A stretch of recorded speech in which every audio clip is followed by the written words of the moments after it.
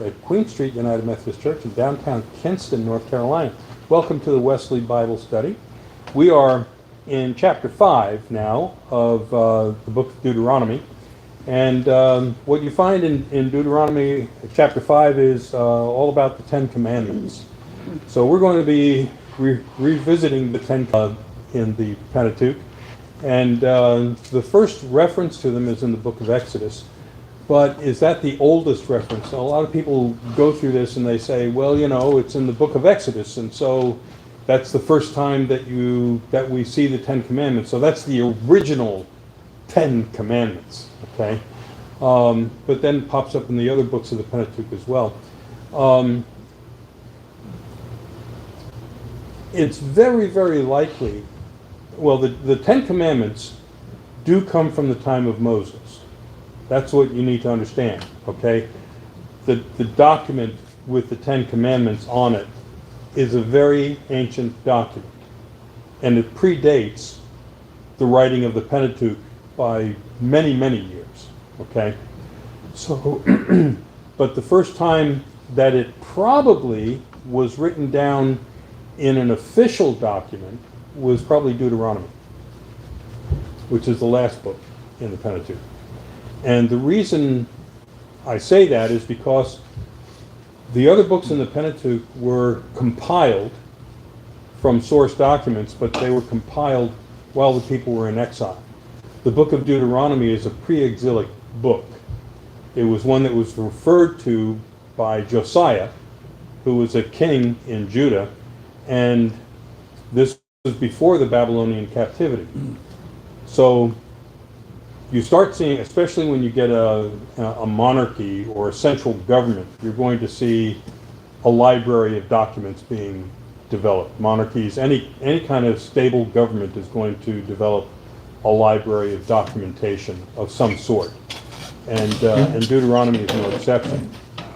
Josiah says that he found it in the temple.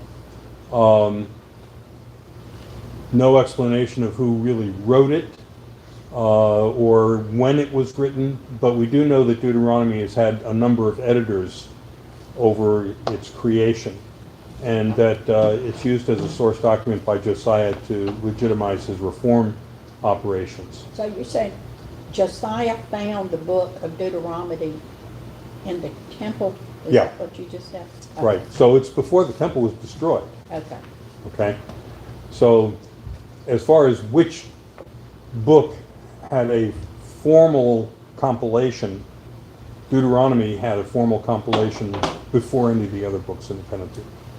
But he found it and nobody was aware that it was there, or what? Well, you know, they didn't. My daughter's a librarian, and I don't know that they had a really good staff. So They didn't have understand the that these are scrolls too. You know, they're tucked They didn't in have a cubby Dewey holes. Decimal System at that time. No, they didn't have the Dewey Decimal System, and you know, and the people were going pagan, so they weren't paying much attention. So there you go. So here we go. There is a reiteration, and the context for this statement is that Moses is speaking to the people when they're on the east bank of the Jordan, and they're contemplating going into the west bank, into the promised land. And so this is kind of a rah, morale-boosting speech that Moses has put together here. And it's to get the people ready to be committed to the invasion that's going to take place and establishing a nation and all of that. So the context for this also, it's because of the way the thing is written, it's kind of hard to tell whether or not God is speaking directly to the people, or Moses is talking about how God just spoke to you, or that God spoke to your ancestors. There's a present past tense fluidity in the text, so it's not that easy to figure out, is this something that God is saying to them? And here they are at the mountain, and the people who are going to invade are looking at the mountain, it's on fire, and God speaks to them. Um, there is something similar to this in previous books in the Pentateuch, where the people see that the mountain's on fire. Okay, Moses goes up into this mess, comes down with the Ten Commandments. It's hard to tell if the people heard God speaking or if it was just thunder or a huge noise or whatever, but they felt like it was the voice of God. In the text in Deuteronomy, you get the indication that God is actually speaking to the people in language that they can understand and is giving them the law all over again that was written on the 2 tablets that are in the ark. Okay? So, again, there's a little bit of confusion on this, but what Moses is saying is, you heard him, you heard what he said. Okay? So, the context is that maybe this group that's going to do the invasion actually heard the voice of God. And you see that at the end of the chapter where they say, oh, wow, we just heard the voice of God. So here we go. Okay, Moses convened all Israel and said to them, Hear, O Israel, the statutes and ordinances that I am addressing to you today, you shall learn them and observe them diligently. The Lord our God made a covenant with us at Horeb. Not with our ancestors did the Lord make this covenant, but with us, who are all of us here alive today. So see, this takes it, God spoke to them, now God's speaking to you, okay? The Lord spoke with you face to face at the mountain out of fire. At that time I was standing between the Lord and you to declare to you the words of the Lord, for you were afraid because of the fire and did not go into the mountain. We know that this happened with the previous generation, but we don't have a clear narrative like there was before, where the people were at the base of the mountain and they saw the fire and Moses went up and got the law and everything. But we don't have that same clear narrative with this generation. But Moses is saying that God spoke to you just like he talked to your ancestors. But we don't have the story of how that happened. Okay? I am the Lord your God who brought you out of the land of Egypt, out of the house of slavery. You shall have no other gods before me. Commandment number 1. All right. Does this negate the existence of other gods? No. So we see here still there is not a definitive monotheism. There's an understanding that there may be other gods. There's an allowance for it in the way the language is spoken. But you can't have any of them before this God. Okay? It's really more restrictive than that, in that you can't be worshiping other gods in a lesser capacity. Okay? You shouldn't be worshiping any gods in any capacity. But this one doesn't say that. It says you can't put them before me. So if you're going to be worshiping other gods, you can't put any of them on top. That's when Josiah does his reform, there's an absolute prohibition of worshiping any other gods whatsoever. Okay? You shall not make for yourself an idol, whether in the form of anything that is in heaven above, or that is on the earth beneath, or that is in the water under the earth. You shall not bow down to them or worship them. For I, the Lord your God, am a jealous God, punishing children for the iniquity of parents to the 3rd and 4th generation of those who reject me, but showing steadfast love to the 1000th generation of those who love me and keep my commandments. All right. This is, we already know about idolatry, that it's totally forbidden. Just part of Josiah's reform is to destroy every idol, every high place, every altar to any other god. And also to destroy the priesthood or anybody else who was a worshiper, a follower of these other gods.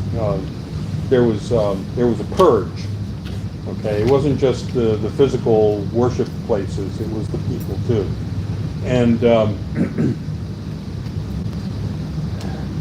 what you see here also, because one of the things that you see in the Ten Commandments is that while there are laws, when you're familiar with making laws, right, Van? Okay. So when you make a law and you say that this something is against the law, all right, what also is included in the definition of the law? The definition of law, a lot of times spell out the penalty. Exactly. If you, You always spell out the Disobey. penalty, okay? This one doesn't spell out any penalties. The Ten Commandments do not spell out penalties, okay? It's just that if you break this, I'm going to be mad at you and your kids' kids, right? But if you're faithful about this, I'm going to look after your progeny, okay? It's vague. It's very vague. You know, how am I going to punish you and your kids? You're going to get a death penalty over this, or what? You know? So, none of the Ten Commandments has a penalty attached to it. So, why are laws written this way? These laws are the foundation for how a society will develop its legal system. These laws are the foundation for a foundation of principles that are used to develop customs and laws to maintain the society. Okay? The United States Constitution doesn't make any sense without the Declaration of Independence. The Declaration of Independence sets forth the principles upon which the Constitution is based. So these laws are presented not so much as laws as they are principles for the way that we govern ourselves. Okay? The thing that the Declaration of Independence did was the divine right of kings was repudiated, and instead you have the divine right of the people. That's what happened in the Declaration of Independence. The bottom line of the Declaration of Independence is that every privilege that a king claimed for himself had been transferred to the people. Okay? These laws are foundational to everything else. So, people develop penalties associated with these things based on the principles established in the Ten Commandments. The Ten Commandments are more like the 10 principles. What? The Ten Commandments are more like the 10 principles by which we govern ourselves. Okay? Yeah, like that.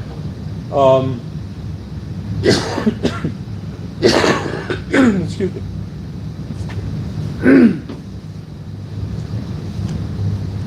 And it also establishes something that in these first two commandments that's very important, and that is, before you are accountable to each other, you are accountable to God. So in the United States, we consider our rights to be God-given rights. So, in the midst of everything else,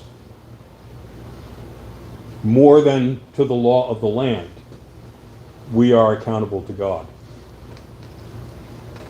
Okay? And where the law of the land and the will of God clash, which lately they have from time to time, people need to stand on principle and get the law changed, which here you can do. Ain't easy, but sometimes takes time, sometimes takes generations. But we make provisions to change the laws, okay, to conform with our principles. So, that's what these two commandments are about. Now, the next one, you shall not make wrongful use of the name of the Lord your God, for the Lord will not acquit anyone who misuses his name. All right, so somebody's going to be on trial for this. What does it mean?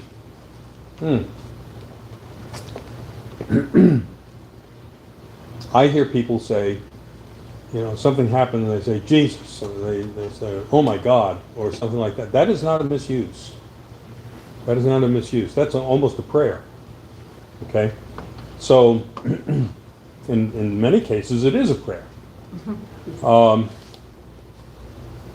misuse is when you use the name of God as if you had the authority to do it for an evil purpose. You use the name of God for something that is contrary to the will of God. So if you use the name of God as part of a curse, like in saying God damn, well, okay, there you go, you've crossed that line. If you misuse the name of God in order to justify an action that is a violation of the love of God, like genocide, okay, or an intolerance such that you persecute people unjustly, that you steal from somebody because God has given you the right to do it, okay? Communism gets around that because they don't profess a belief in God to begin with. But at the same time,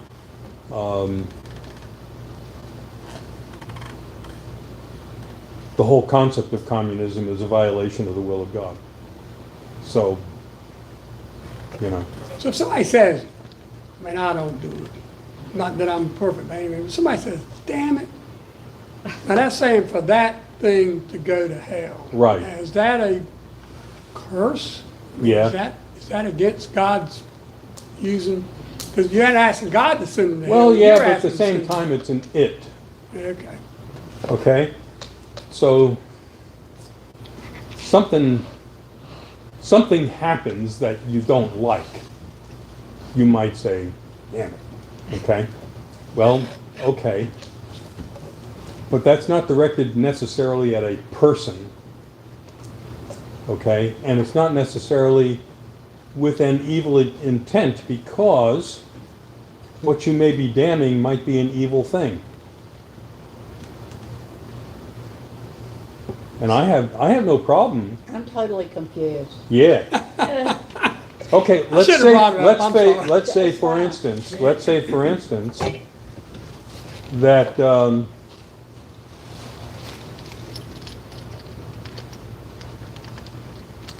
Germany starts putting my relatives into a concentration camp, and I say, damn it.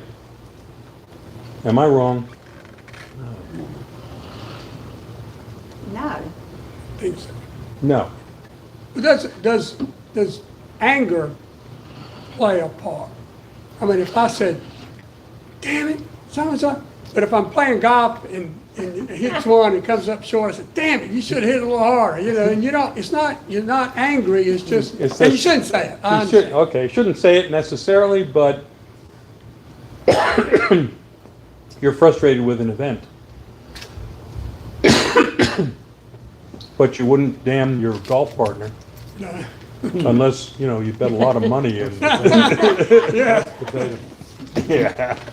Well, our nearly 3-year-old great grandson, he dropped something, and he said, "Damn it!" And my daughter goes, "Excuse me? What did you say?" Yeah, It is probably inappropriate for a 3-year-old, yeah, without a full understanding of the meaning of the terms, Yes. to use them, I would say. yeah. Yes, or context. Uh-huh. Okay.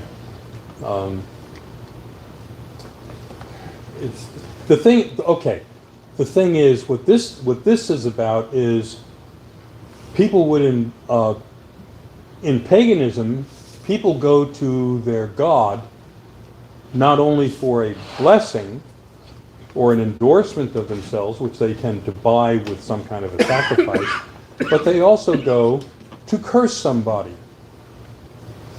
Okay? And God is saying to the people, don't come to me for curses. You can't use my name to invoke a curse on someone. Okay? So, there is that. There is also the use of the name of God to exonerate you from the consequences of evil. And the illustration I brought up many times is that on German belt buckles in World War II was inscribed Gott mit uns, God with us. It wasn't we're with God, it's God's with us. I didn't think And they because believed in God, yeah, God. because God is with us, we can go and steal everything from the Poles, from the Russians, from the French. We can do whatever we want to all these people because God is with us. I didn't think they believed in God. Yeah, they did, but they're trying to make Hitler the God. But for most Germans, they're Christian. Okay? When we declared manifest destiny, who manifested our destiny? God. Okay, so we used God as the excuse for us to go and take Indian lands How about at and Mexico. the Crusades, when it says Absolutely. God wills it? Yep, and the Muslims were saying the same thing, you know. The trouble is that, you know, it might get a little confusing for God from time to time, especially when you see the kinds of atrocities that were committed in God's name on both sides. Right. Okay? I have to tell you that I don't really think that the Crusades were a fundamentally, I'm not saying fundamentalist, I'm saying fundamentally, anything Christian. So, I thought Crusades were to keep the spread of Muslims from No, taking over Europe. no, it was to keep them out of Jerusalem. Keep them out of the Holy Land. Okay, so if everybody's referring to this as the Holy Land, then of course it's got to be Christian, which means that it's holy against Jews too. Okay, so the Crusades didn't spare Jews by any means. I mean, the first Crusade was financed by a pogrom that in Germany where they stole Jewish property and burned Jews at the stake. If you look at what happened in Germany, there was an annihilation of the Jewish population to finance the Crusades. I don't know why there's any Jews left. I read a book, and I believe it was by James Michener, called The Source. Yeah. And it's just based on what the Jews have gone through from about day one Yeah. right on through. Yeah. Is it because they are God's chosen people? Actually, I think there's a lot to do with that, and I've seen it. I've seen it, I don't understand. and it's one of the reasons why they are not going to lose in Israel. They are not going to. There, other people are going to be suffering horrendously compared to Israel. It's just they have nowhere else to go, and they know it. When you look at the long history, they don't trust anybody to take care of them within somebody else's borders. But you had Norma's point. There are not a lot of Jews. There's like, well, I think there's Yeah. like 7 million in Israel. And then there's 5 million in the United States. So Yeah. that's the bulk That's not of the many Jewish people. population. That's not a lot of people. No, Not for, when you're thinking of 350. Yeah. So no, there's not a lot and the of thing that's really tragic about it too is that for all the bad press and lies and everything that have been told about them, they have benefited every society they're in, Oh, yeah. Yeah. big time. If not, and this might seem frivolous to y'all, but I think one of the biggest examples is Steven Spielberg. Mm-hmm. He is the movie historian. When you look at Schindler's List, Yeah. when you look at Saving Private Ryan, Mm-hmm. and all his others, I mean, he is just what what would we be without Steven Spielberg to enlighten us on the histories, these things? Because Yeah. he's so true to life In many respects, yes. in what he does. Yeah. There is a story that needs to be told, okay? Despite what Henry Ford put together, despite what Hitler put together, despite what was put together in Russia, and it's going on right now in the United States, a total misrepresentation of the Jewish population that's going on now. That is deadly. It is deadly. Yeah. And you know, it's happening within our own borders. And it's just really hard to fathom how something like that could have popularity in this country today. We're supposed to be enlightened. We're not. It shows you how fickle humanity is. So, the next one has to do with observe the Sabbath day to keep it holy as the Lord commanded you. 6 days shall you labor and do all your work, but the seventh day is a Sabbath to the Lord your God. You shall not do any work, you, your son, or your daughter, or your male or female slave, or your ox, or your donkey, or any of your livestock, or the resident alien in your town, so that your male and female slaves may rest as well as you. Remember that you were a slave in the land of Egypt, and the Lord your God brought you out from there with a mighty hand and outstretched arm. Therefore the Lord your God commanded you to keep the Sabbath day. You know what they don't say? What it doesn't say is the wife. It says the daughters, it says the sons, it says the female slaves, it says the male slaves, but it doesn't say the wife. Well, she might be included in female slaves. That's true. Yeah, she might be. Probably. Okay. Some things don't even need to be said. That is a good point, though. Yeah, It doesn't say you that. know, But if you go to a kosher house, the one who's enforcing it more than anything else is the mama. yeah. Yeah. I'll tell you right now. So it's a sin to mow the lawn on Sunday. Is that what it's saying? It's saying it's a sin to mow the lawn on Sunday. Okay? Your daddy was It, right. well, actually, technically on a Saturday. I said your father was right. My father was, yeah, he would not do anything. Well, I remember one particular Sunday after church, we went to their house to have lunch, and we stayed for a while, and then Frank said, "We've got to go," and his daddy said, "Wow, you got to go." He said, "I got to go home and mow the grass." Oh, yeah. man, that was a bad thing. That was a bad day from then on. But he was right.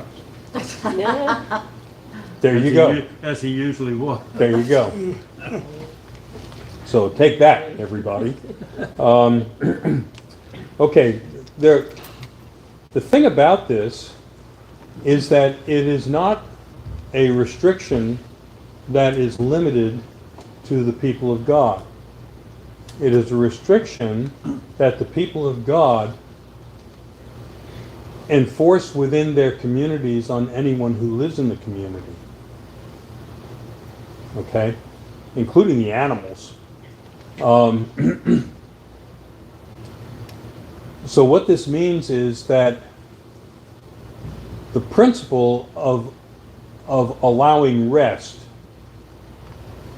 applies not only to you, but it applies to anybody that you have jurisdiction over. Okay? Which means that nobody in your community can abuse their slaves. Nobody in your community, whether they're Jewish or not, can go out and mow the grass. Nobody. Okay, so these are blue laws, basically, that apply to everybody who lives in the community.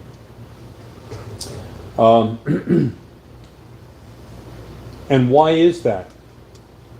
Because, not just because these people were slaves in Egypt, they were forced to work all the time.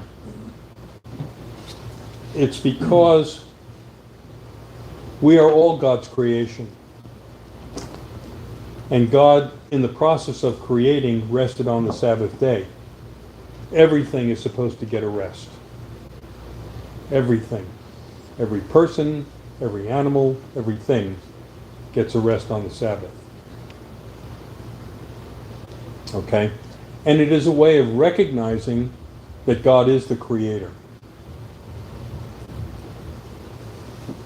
And not just of you and me, but of those other folks too. No life has no value in the eyes of God. Every life is valued. So it's not like one group lives matter. Everybody's life matters. Okay? All right. Okay. We have gotten through just a few commandments here. Okay, I'll close with this one. Honor your father and mother as the Lord your God commanded, so that your days may be long and that it may go well with you in the land that the Lord your God is giving you. What's really going on here? Okay. It's not just a respect for your mom and dad. Okay? It is a respect for life regardless of what stage that life is in. So that if you have somebody, let's say, your parents are infirm, you can't just dump them. You can't just put them out to die. You're responsible for them. Even though they can no longer contribute to your well-being, to your family's well-being, they are still your responsibility. Okay? The principle for this carries over, not just to father and mother. The principle for this carries over to all life. So in a society that is guided by this principle, okay, every life, regardless of how infirm or regardless of how little they are able to contribute to society, is valued. And the value of your society is based on the value that you place on human life. And what God is saying is, if you start dumping off people who are inconvenient, like the Nazis did, okay? If you start dumping them off, your society is not going to last very long, because there'll come a time when you get dumped. And a lot of times that's going to be a lot sooner than they should have dumped you, because that's the way people are. So, honor your father and your mother. Mm-hmm. Okay. Does that mean even if they're like terrible parents, that you should always be there for them and put up with like verbal abuse, physical abuse? No, it doesn't mean that. It doesn't mean that. Okay. Okay.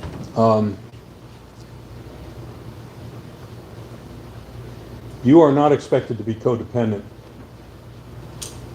so that what people do has no consequence. Part of honoring your father and your mother is to make sure that there are consequences attached to behaviors. If you really don't care what your father and mother are doing, and you enable them to keep on doing that stuff that's abusive, okay, what you are doing is fostering abuse. And that's not allowed. So I know a girl who, her mother was very abusive to her. Right. And she just cut off all ties with her. Sometimes you have to do that. So that's not dishonoring, that's just, No, okay. no. Because that's worried her. Well, I know it has, but at the same time, In a way, to me, it's honoring her. Because if she was around her mother, things would, she might say something that would be dishonorable. but probably accurate. Well, yeah. Okay, being honest with your father and mother is a way of honoring them. Uh-huh. If you're honest with them. I mean, I want people to be honest with me. If they're not honest with me, I feel like they're being disrespectful. So if I'm acting like an idiot, It's just like, you know, when I do marriage counseling, I talk about the wedding ring, and I put in the context of the shirt I'm wearing. I say, I wear this shirt when I go do my job because people want to know that they're talking to a preacher, so they don't say something stupid that they'll regret, okay? And I wear it because I want to be reminded not to say something stupid while I'm wearing this shirt that I'm going to regret, okay? So, but it's a way of showing respect, really, to, you know, you show respect. And showing respect means that you're going to be honest with somebody. If you're not going to be honest with them, you're not respecting them. So, yeah, we can get into a lot of discussion on that, you know, because guess what? Parents and children are neither perfect. So there's plenty of room for discussion. Okay, well, that's all for now, but. We'll understand it better by and by. Understand it better by and by. Yeah, some of my kids are learning that. How about that? Okay, maybe I am too. All right. Well, God bless you, and we'll see you next week. Thank you. Thank Dennis.